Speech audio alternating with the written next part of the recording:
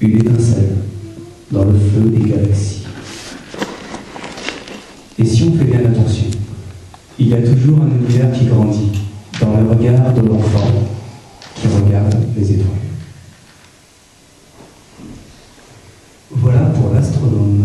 Et maintenant, l'astronaute. Alors l'astronaute, j'aime bien l'imaginer dans sa fusée, voilà, le long du système solaire, le long des planètes, dans son espace gravitationnel, et se rapprocher de l'étoile solaire et lui tenir à peu près ce langage.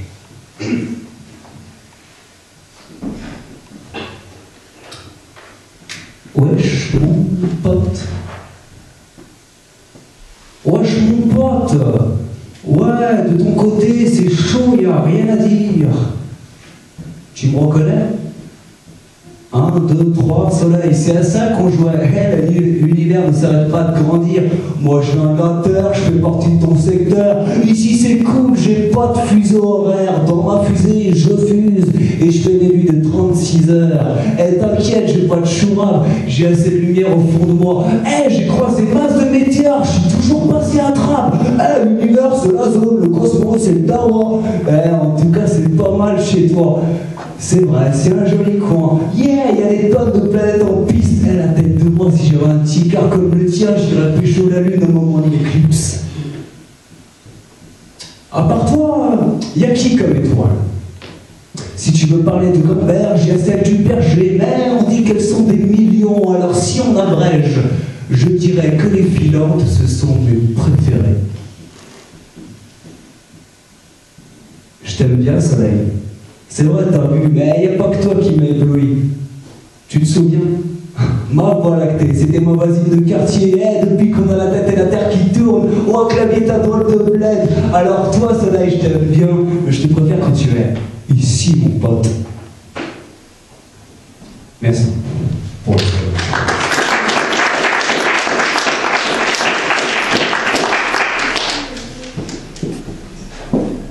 Alors, c'est l'histoire maintenant. Je passe à un compte.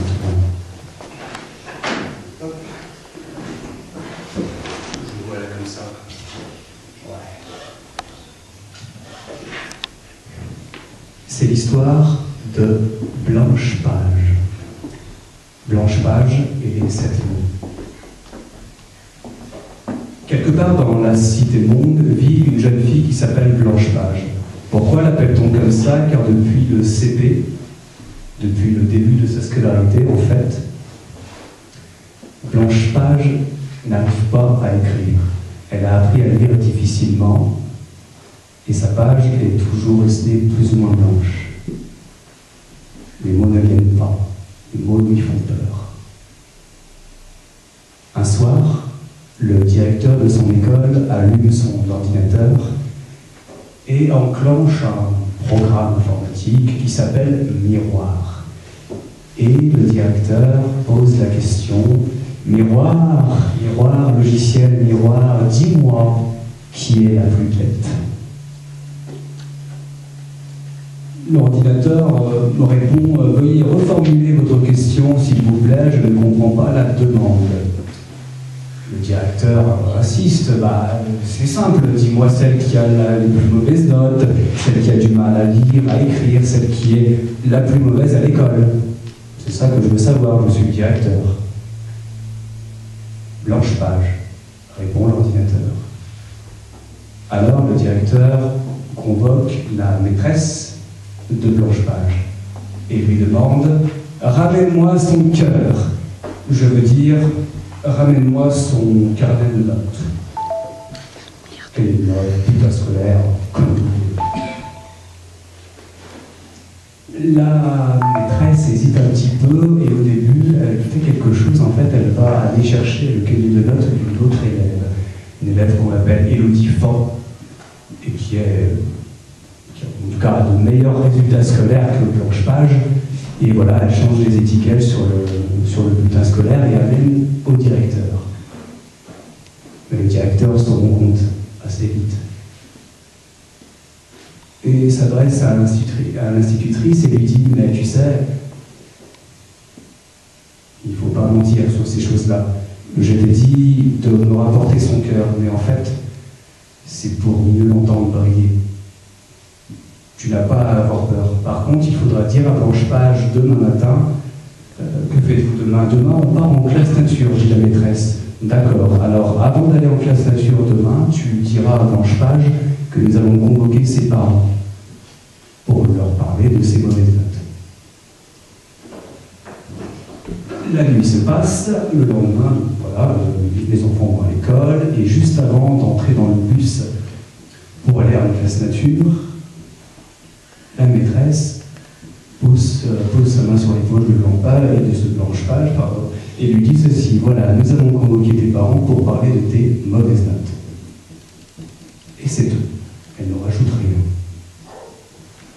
Blanche-Page, à ce moment-là, sent son cœur qui bat, elle va presque s'arrêter de battre tellement la peur qui monte est intense.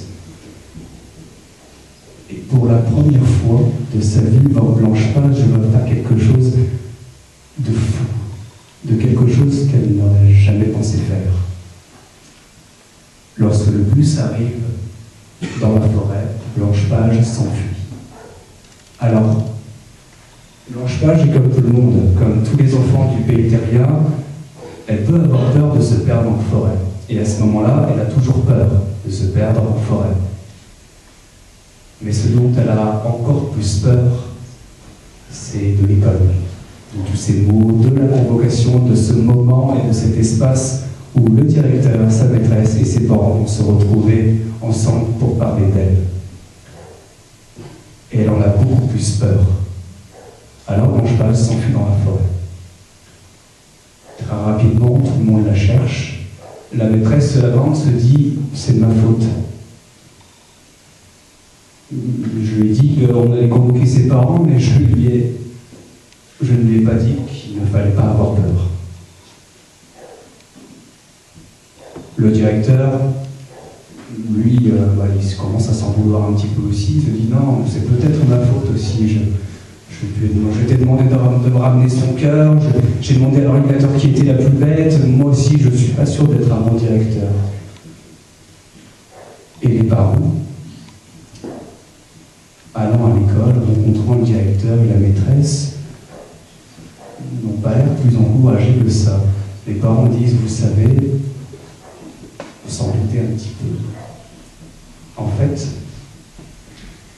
ça fait longtemps qu'on se dit que Blanche-Page n'arrivera jamais vraiment à écrire. On n'a pas beaucoup d'espoir. C'est terrible ce que vous dites, dit le directeur.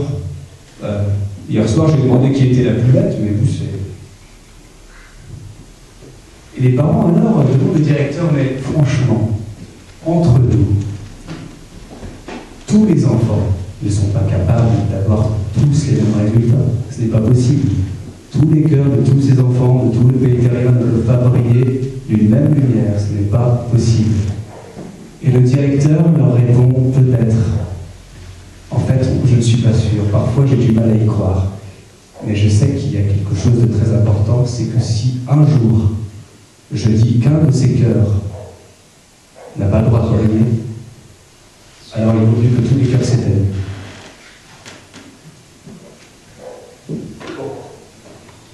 Ainsi parle le directeur, la maîtresse, les parents, les enfants. Et en attendant, Blanche-Page continue dans la forêt et fait la rencontre de celle que l'on appelle la ménestrelle. D'un coup comme ça, elle apparaît.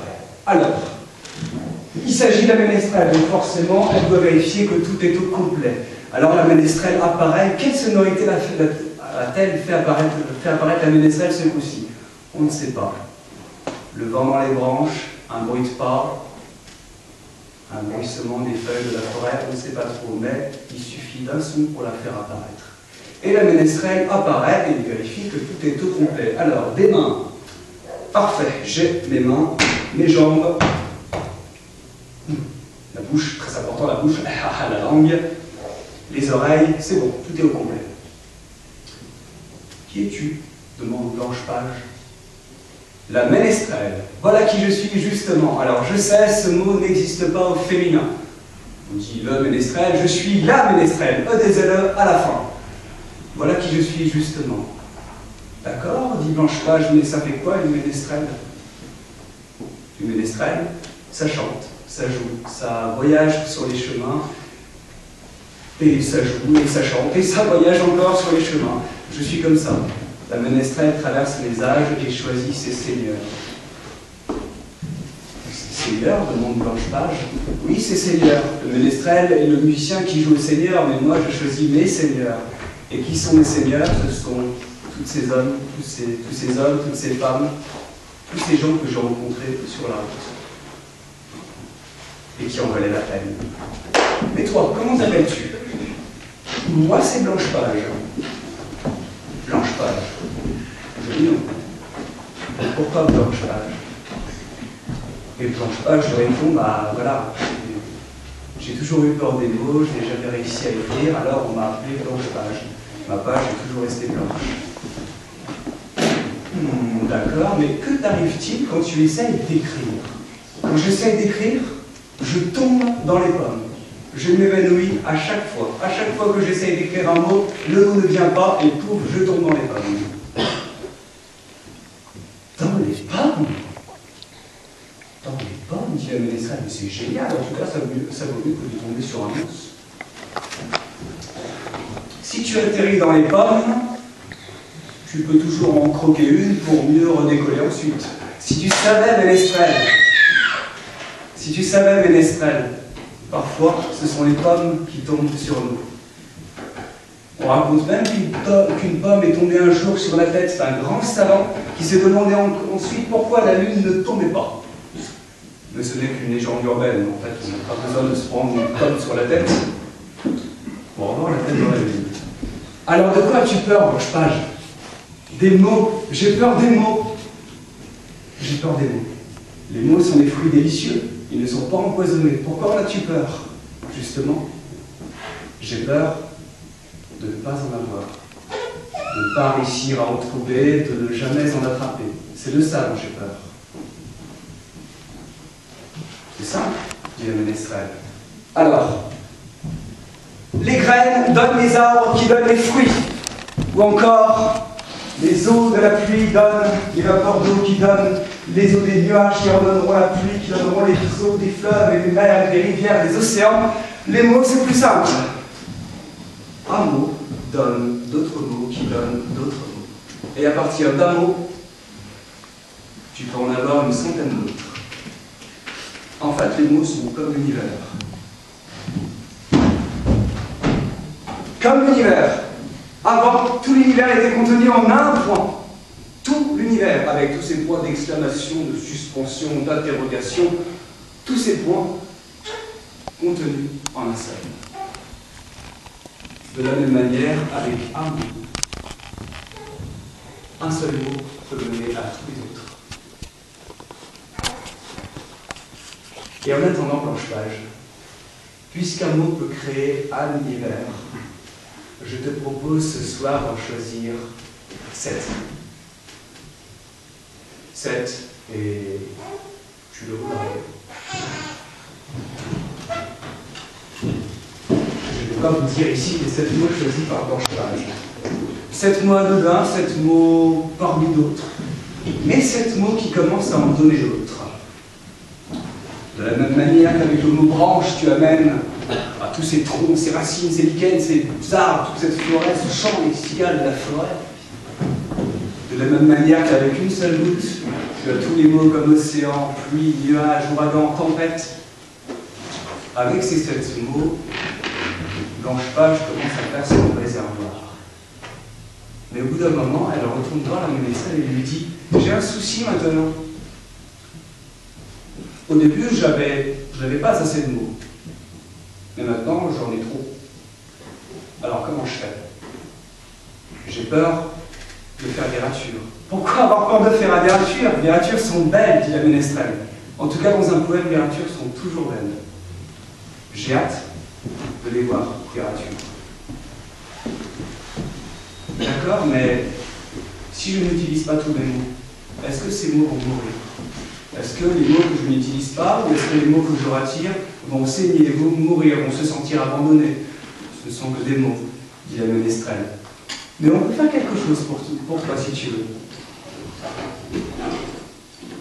La ménestrelle et Blanche Page, alors, prennent une petite boîte qu'ils appellent le cercueil de vers. Vers, lignes et poèmes. Et tous les mots que Blanche Page n'arrive pas forcément à utiliser, les mots sur lesquels elle se trompe, les mots sur lesquels elle bafouille, les mots qui ne lui reviennent plus, les mots qui lui sortent par les yeux, par les oreilles, partout, elle les met dans la boîte, dans le cercueil de verre. Jusqu'à l'instant où, parfois, un mot va ressortir de cette boîte. Parce qu'elle va le récupérer, le réutiliser pour autre chose, le mot va le ressusciter. 3 jours et 3 nuits se passent. Et au bout de 3 jours et 3 nuits, le directeur, accompagné toujours des parents, d'autres enfants de l'école et de la maîtresse, redemande l'ordinateur où se trouve Blanche Page. Et Miroir répond ceci.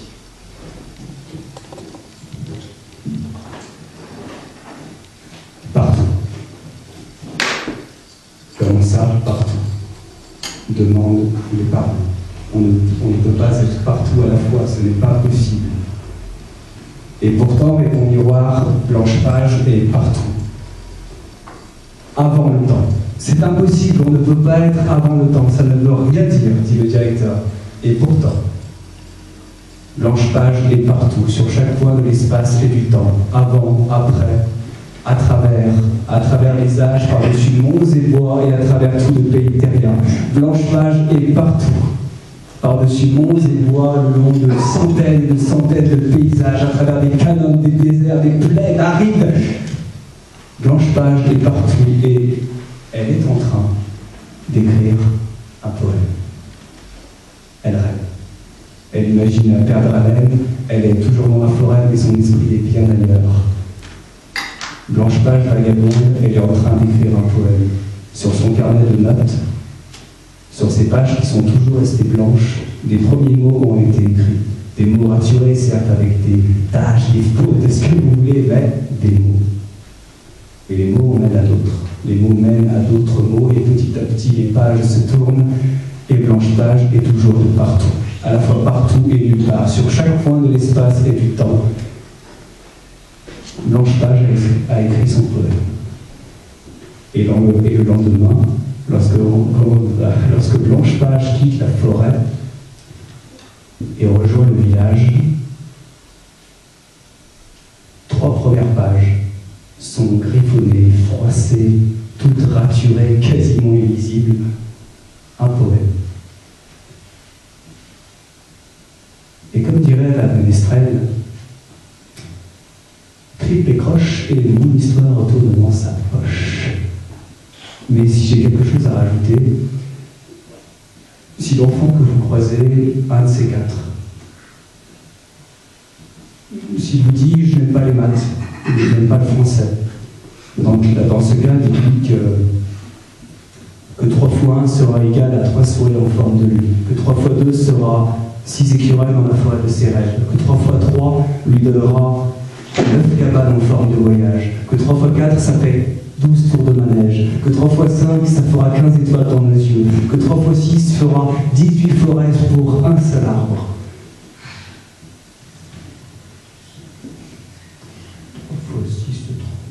3 fois 7, que 3 fois 7 fera 21 robots dans son vaisseau spatial, que 3 fois 8 fera 24 murs avec des mains et des oreilles, que 3 fois 9 fera 27 fusées qui jouent à s'attraper, et que 3 fois 10 ça fera 30, et que c'est le silence qui te l'aura dit. Et si l'enfant est content, s'il s'enthousiaste, s'il a l'air de se faire au jeu, tu pourras lui dire que 3 fois 11 fera 33 volcans dans son cartable, que 3 fois 12 ça fera bizarre quand la terre sera plate, que 3 fois 13 ça fera drôle quand l'été reviendra, que 3 fois 14 ça fera bien, on se sentira bien quand on finira enfin par s'envoler, que 3 fois 15 ça fera un poème, que 3 fois la poésie ça en fera un autre. Et peut-être que l'enfant continuera à ton tour, qui te dira que 3 fois la nuit ça fait le soir, que 3 fois le soir ça fait la nuit, que 3 fois un fantôme ça fait la mort, que 3 fois le soleil ça fait un tour de la terre. Et l'enfant continuera encore et encore, te dira peut-être que 3 fois l'univers ce sera comme un jeu, et que 3 fois ses yeux à lui fera tout l'univers. Alors triple et croche, et mon histoire retourne dans sa poche.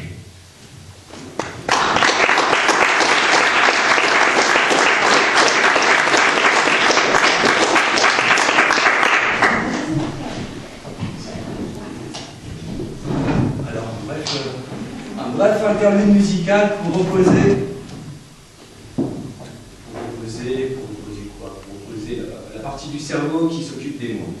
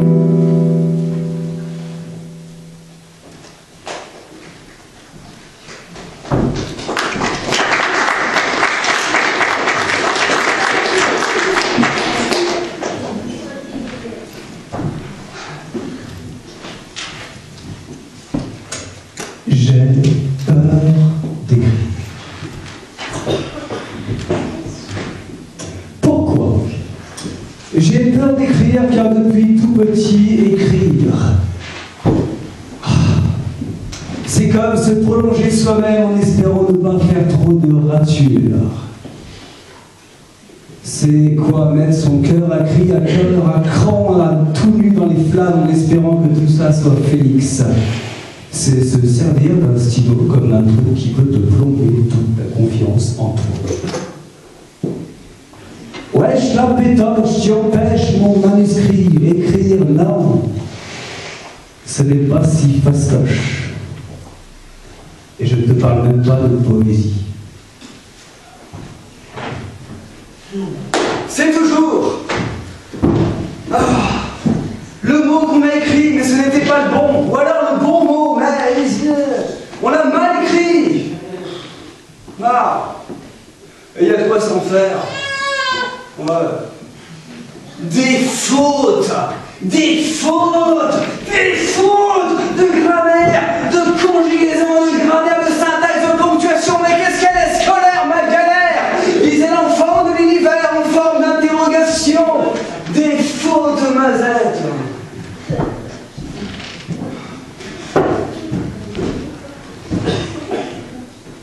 J'ai peur d'écrire.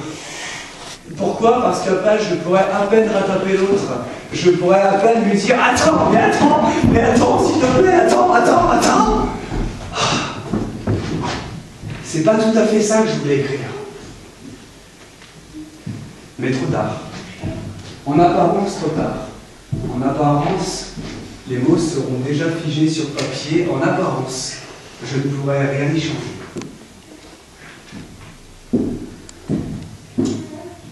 Oh, ça fait moins peur, la causette.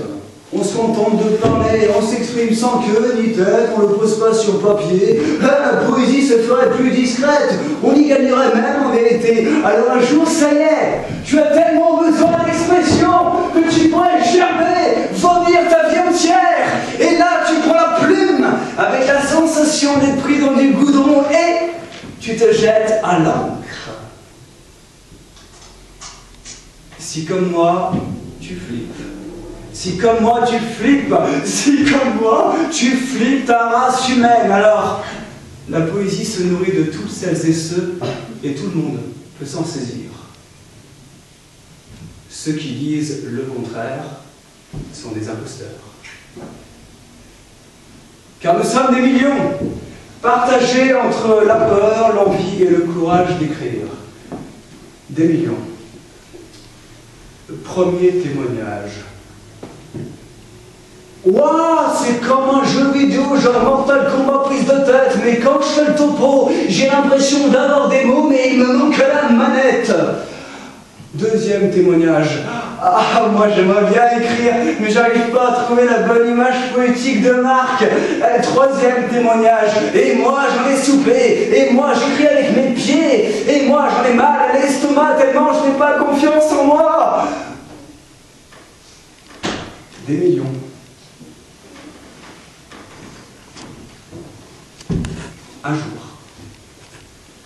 Un jour, une étincelle est apparue. Cette étincelle a fait un grand boom et a créé l'univers. Un grand boom. Un grand Big Bang. Et ce Big Bang a formé les éléments de toutes petites poussières qui se sont rassemblées entre elles encore et encore pour former les étoiles, les planètes, les pommes, les savants. Et un jour, ces éléments se sont rassemblés pour te former, toi. Il n'y a qu'une seule silhouette qui porte ton nom. Il n'y en aura jamais d'autre. Alors pour celles et ceux qui hésiteraient à toucher le ciel, soyez sûrs que les étoiles sont déjà dans vos mains. À force d'écrire dans le noir sur feuille blanche, nous aurons moins peur. À force d'écrire dans le noir sur feuille blanche, nous en verrons de toutes les couleurs alors. Prends soin de ton écriture et tu prendras soin de toi-même. Alors qui veut les mots, des mots d'un mot sans motif et à modeler, oui, quand les mots se mêlent et même s'en mêlent et s'illuminent, s'allument et sont illuminés, s'amourachent et se rattachent au même flow. Les mots s'en mêlent et même se mêlent en moi. Et qui veut les mots, des mots d'un mot sans motif et à modeler, un grand méli-mélo lumineux de mots illuminés d'un univers ouvert luisant. Oh, un grand méli-mélo lumineux de mots illuminés d'un univers ouvert et enveloppant. Oh, qui veut les mots, des mots d'un mot sans motif et à modeler, oh, des mots, moi j'en veux et toi. Prends soin de ton écriture et tu prendras soin de toi-même. Merci.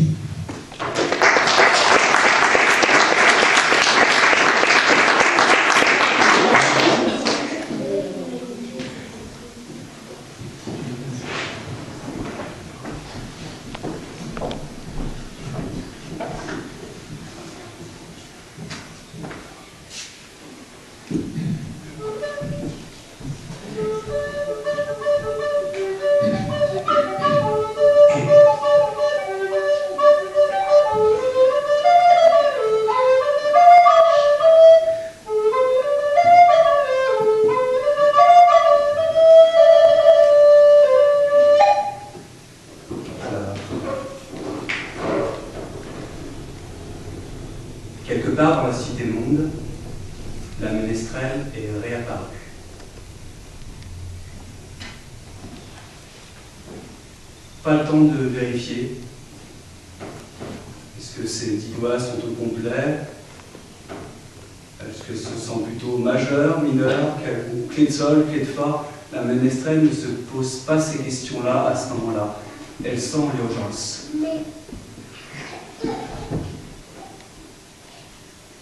La ménestrelle se balade dans la cité monde et après avoir longtemps marché, après avoir écouté les habitants, les quartiers, les moindres rues de tout ce grand village,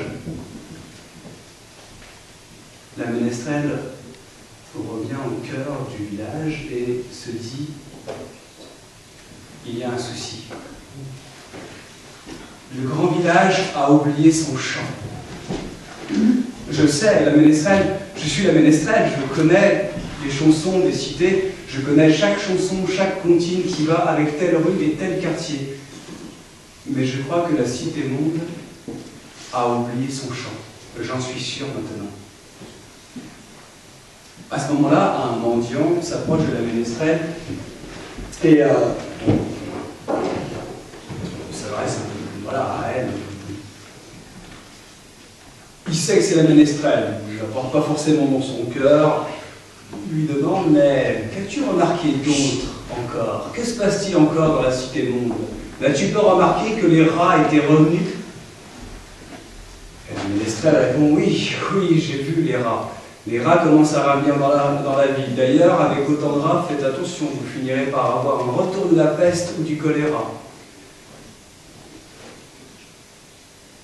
Et qu'as-tu entendu d'autre, ménestrel? Un joueur de flûte.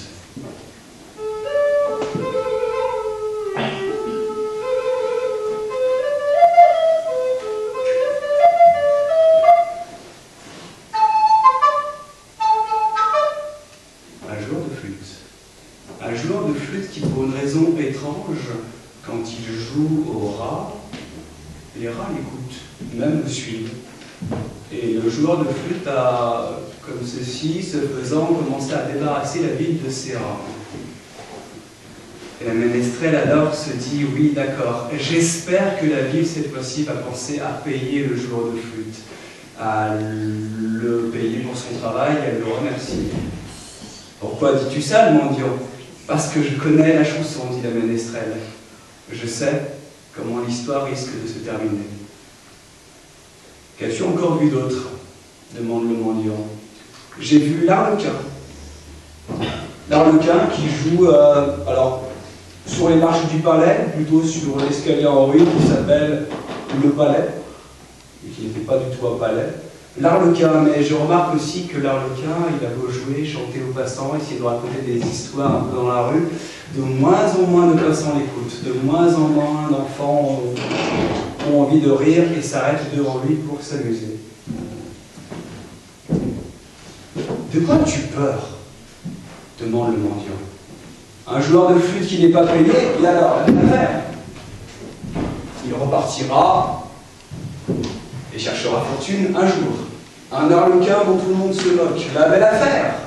L'Arlequin est un menteur. Il est habitué à mentir. Alors il devrait être habitué à ce qu'on lui mente. Parce que les sourires des gens lui mentent. J'ai peur, dit la ménestrelle, parce que je sais qu'il existe dans l'histoire des contes des points fixes. Et je sais que si personne ne donne ce qu'il mérite à ce joueur de flûte, alors le joueur de flûte recommencera à jouer, mais cette fois pour les enfants. Et il ravira tous les enfants de la cité monde pour les emmener dans le lac et pour les y noyer. De même que l'Arlequin finira par être jeté au cachot car il aura piégé son instrument, assassiné le roi ou fait encore d'autres crimes dont il aura le secret. Je connais la chanson. Et je sens que parmi tous ces points fixes dans les histoires de contes, celui-ci approche à grands pas. Alors j'ai peur.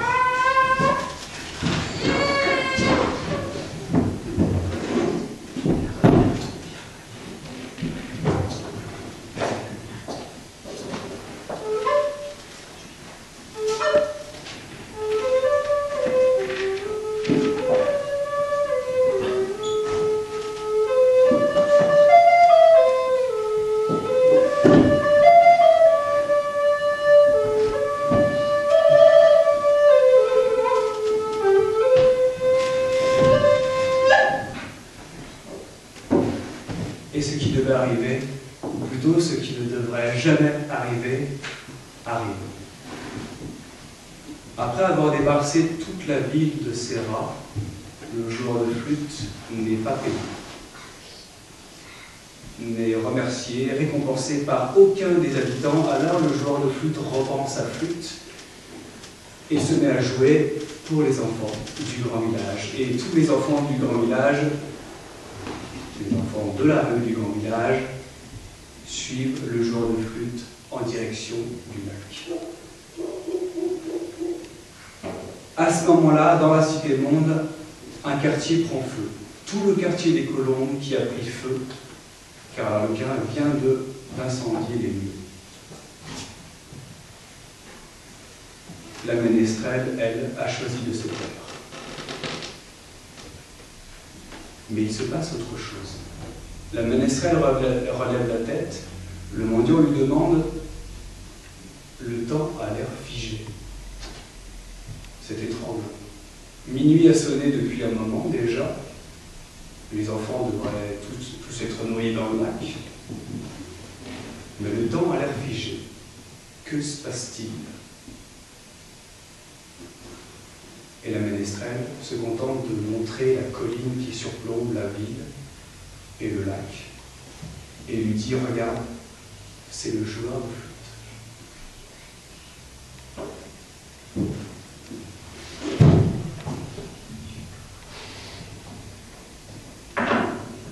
Habitant de la cité monde, je suis le joueur de flûte. Je me souviens des temps anciens. Personne ne me payait pour tous les rats dont je débarrassais les villes, ou les villes dont je débarrassais les rats, je ne sais plus trop. Et je finissais toujours par noyer les enfants de ces villes, de tous ces habitants trop égoïstes, pour reconnaître ma musique à sa juste valeur. Mais ce soir, j'ai changé d'avis. Alors vous savez quoi, je vous rends vos enfants. Mais je vous dis ceci. Qui donc croyez-vous? Pourquoi croyez-vous que les enfants m'ont suivi? Quel genre d'enfants m'ont-ils suivi? Les enfants que vous avez abandonnés, les enfants que vous avez laissés dans vos rues, les enfants malades, les enfants résignés, les enfants trop tristes pour faire confiance à quelqu'un d'autre qu'un simple joueur de flûte. Il ne suffit pas de quelques notes pour attirer autant d'enfants. Pourquoi croyez-vous donc qu'autant d'enfants m'ont suivi dans ce grand village qui est le vôtre? Vos enfants abandonnés, je vous les rends. Mais sachez, maintenant qu'ils sont de retour dans vos rues, dans votre cité monde, sachez que ces enfants vous haïssent, qu'ils ont peur de vous, que la plupart vous détestent et qu'ils ne vous feront plus jamais confiance, que peut-être même ils ne vous pardonneront jamais. Sachez ceci, et je vous rends mes enfants. À ce moment-là, pendant que les enfants commencent à faire le retour le long du grand village, pendant que certains habitants du grand village tendent leurs mains à ces enfants, c'est l'arlequin qu'on voit apparaître sur la colline. Et l'arlequin leur tient à peu près ce langage. Oyez, habitants du pays terrien, me reconnaissez-vous? Oui, je suis l'arlequin, peut-être le plus terrible, le plus redoutable, le plus horrible des clowns, à part si je plaisante. L'arlequin, ça faisait longtemps, dites-moi. Le joueur de flûte vous a rendu vos enfants. Vous savez quoi? Je vous rends vos rats. Je vous les rends. J'ai volé sa flûte aux joueurs, j'ai joué suffisamment et ce qu'il fallait aux rats pour qu'ils reviennent à présent dans vos villes et rapportent votre lot d'épidémies, de peste, de choléra, tout ce que vous méritez, braves gens. Le joueur de flûte vous a rendu vos enfants. Je vous rends vos rats et en prime, je mets le feu au lac. Comme ça, tout est réglé et n'en parle plus. Et à ce moment-là, contre toute attente, le lac lui-même prend feu. Je pourrais ici vous décrire tous ces habitants qui, de file indienne en file indienne, essaient d'éteindre l'incendie du lac. Je pourrais aussi vous parler de toutes ces filles aux allumettes qui ne sont pas mortes cette nuit-là par le froid, car elles se sont réchauffées autour du feu. Je finirai juste par cette histoire, par ceci. Le dernier moment, juste avant que le temps reprenne son cours, continue à s'écouler, même si techniquement le temps n'est pas un fleuve. Le moment où la ménestrelle, à son tour, est arrivée sur la commune. Et il a dit aux habitants, très bien. La paix pour notre temps, le chaos pour notre temps. J'avoue qu'en ce moment, c'est un petit peu difficile à dire. Avec autant d'enfants perdus et autant de rats dans la ville, je ne sais pas. En entendant, vous savez quoi? Moi, la ménestrelle, je vous rends votre chant. Et ce faisant, avant que le triple croche, mon histoire retourne dans sa poche, la ménestrelle se remet à chanter. Et par-delà toute la cité monde, les habitants réentendent, retrouvent et se rappellent de leur chant oublié.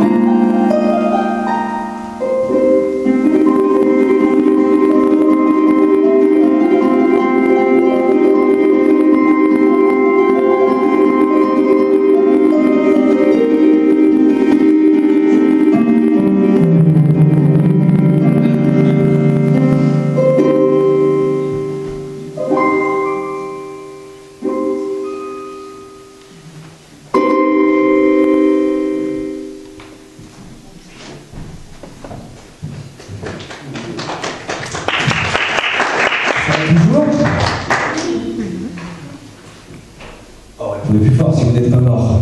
Oui. Ça va-t-il pas, mon pote, comme on dit à la bobine.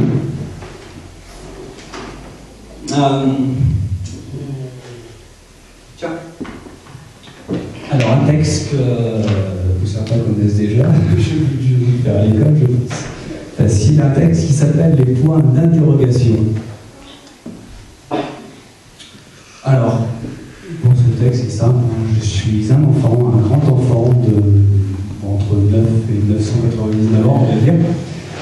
Et je me pose des questions, tout un tas de questions auxquelles parfois plus ou moins la réponse. La première de ces questions, c'est est-ce que la Lune... Est-ce que la Lune...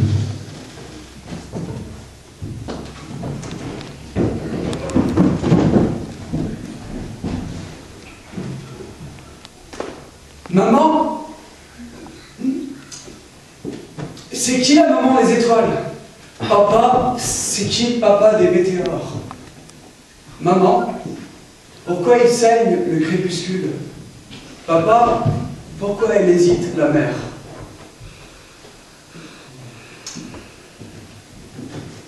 La terre est-elle depuis toujours portée par une tortue aussi immense?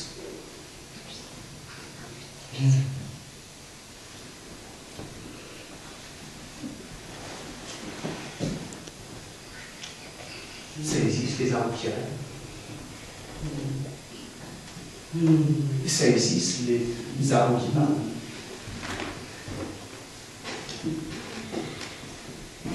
Ça existe les fusées pour les trampolines. Maman, papa, pourquoi la machine a-t-elle seulement croqué dans mon ticket de train au lieu de le manger en entier? Bah, peut-être pas fort.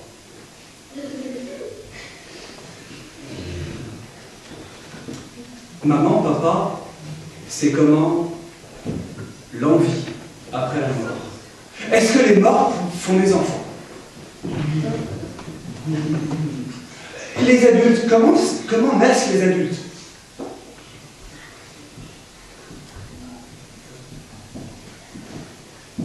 Pourquoi le ciel ne tombe pas?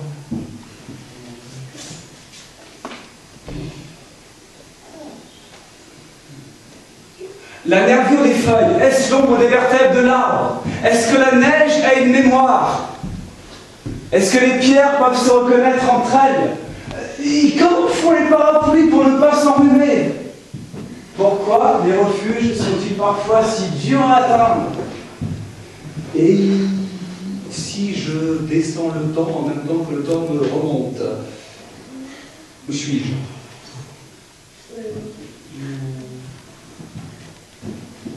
Ma réponse était alors en question.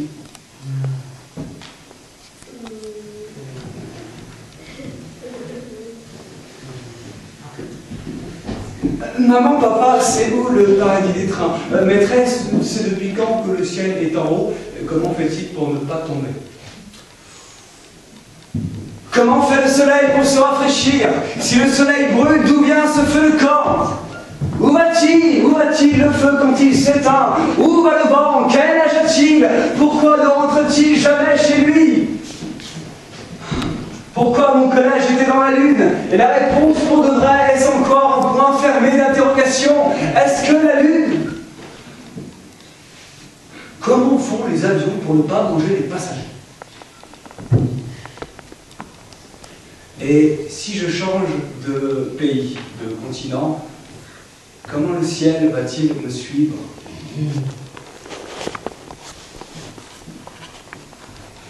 Maman, papa, est-ce que l'âme...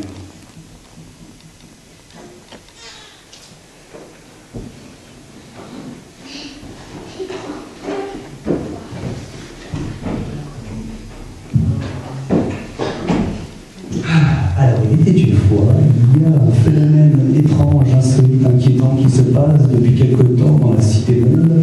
En effet, les immeubles se rapprochent, se contorsionnent les uns les autres. Alors les savants ont essayé de comprendre pourquoi, de savoir d'où ça venait, ce phénomène étrange. Ce n'est pas vraiment un tremblement de terre. Ce serait plutôt un frissonnement de terre. Imaginez un paysage qui change, des immeubles qui s'échangent de place, les jours, les nuits qui passent, et le lendemain, on voit qu'un quartier a changé de place, que cet escalier s'est élargi, ou alors au contraire s'est contorsionné entre lui-même. Bref, tout change. Certains savants ont essayé d'appeler ça spirale urbaine, frissonnement de terre, collapsus continental. On ne sait pas trop où tout ça va. Mais quelque part dans la ville, il y a une petite fille que l'on appelle la princesse au petit pois. Pourquoi la princesse au petit pois? Alors la princesse parce que les filles sont des princesses, et voilà. Pourquoi le petit pois? Parce que certains se sont moqués du fait qu'elle n'avait pas de cerveau. Alors en fait, si, hein. Et on lui a dit que son cerveau était comme un petit pois. Alors elle a retenu ça, d'accord, je suis la princesse au petit pois. On ne me demande pas souvent mon avis, on dit que je ne comprends rien du tout. Je dois avoir un petit pois. Mais depuis quelque temps, alors que la ville semble déménager, se métamorphoser, la princesse au petit pois s'est mise à réfléchir. Je veux dire vraiment, une réflexion, la couleur de cette réflexion n'est pas la même que celle d'avant. Elle se met à réfléchir d'une certaine façon, à observer les immeubles, comme si elle se comprenait pourquoi toutes ces maisons, ces appartements inversent de place et semblent pris dans une grande tempête. La princesse au petit pois observe. Dans la cité monde, la ménestrelle est toujours en route. Sa voix résonne ça et là le long des rues et se répercute plus ou moins le long des nouveaux murs. Le joueur de flûte continue à jouer ça et là et l'Arlequin dispense ses mauvais tours. Et cette histoire se finit ainsi, au moment où la princesse au petit pois tombe. Imaginez un grand trou, un trou qui mènerait à la surface, au centre même de la Terre, un trou immense, qui défierait n'importe quel forage. Un trou. Et la princesse au petit pois qui évolue de plus en plus brillamment dans ce nouveau décor, qui ici saute sur tel escalier, passe dans telle rue, j'ai compris pourquoi cet immeuble se déplace, c'est parce qu'il est amoureux de l'autre, et je comprends pourquoi ces murs sont comme ça, et ci et là, et elle comprend de plus en plus de choses, mais un jour, la princesse au petit pois tombe dans le trou et l'Arlequin la rattrape. Et l'Arlequin lui dit ceci: « Hey, toi qui fais partie des colombes, tu dois t'envoler. Tu me rappelles la fois où j'ai brûlé le quartier des colombes. C'était un quartier en mal de s'envoler, je lui ai mis le feu, il est parti en fumée, il a retrouvé sa liberté. Tu es les colombes, tu dois t'envoler, et c'est moi qui dois tomber. » Et à ce moment-là, sans qu'on comprenne exactement pourquoi, l'Arlequin saute dans le trou. Et à l'heure où je vous parle, l'Arlequin tombe encore. Et pendant que l'Arlequin tombe encore, n'en finit plus de tomber, la princesse au petit pois continue son chemin dans la cité monde.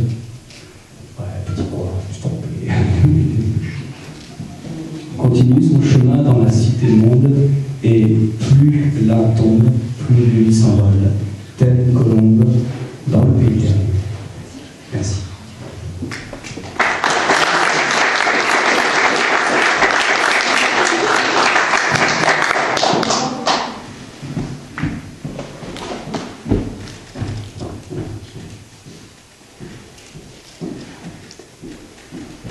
S'achève le spectacle, je me demandais, tiens, s'il y a des enfants, je vais faire un petit truc participatif.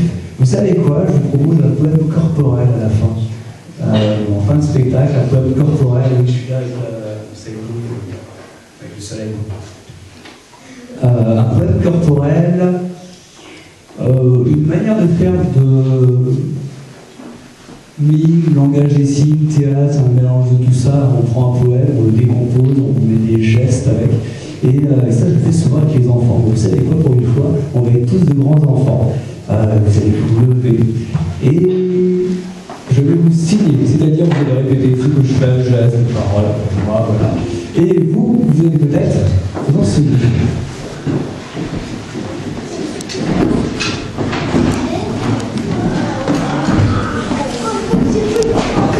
Ah oui, c'est bien ça. Bon, ça va? Comment tu t'appelles, toi? Tu t'as ça blesse, quoi?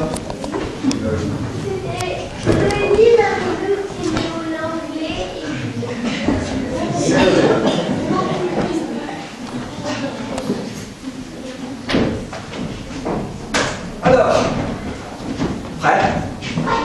Alors, piste. Rêvez-vous. Rêvez-vous. Vous verrez. Oh, on doit faire plus fort, plus violent, plus imposant, ce que vous voulez. Alors, rêvez-vous, vous verrez, rêvez-vous, vous verrez, rêvez-vous, etc. On va y venir. Rêvez-vous, Rêvez-vous. vous verrez, Vous verrez. rêvez-vous, Rêvez-vous. vous verrez. Vous verrez. Deux fois plus Deux fois plus. grand, petit, brillant Brillant. et pile Pile. à la bonne Bonne. taille. Taille.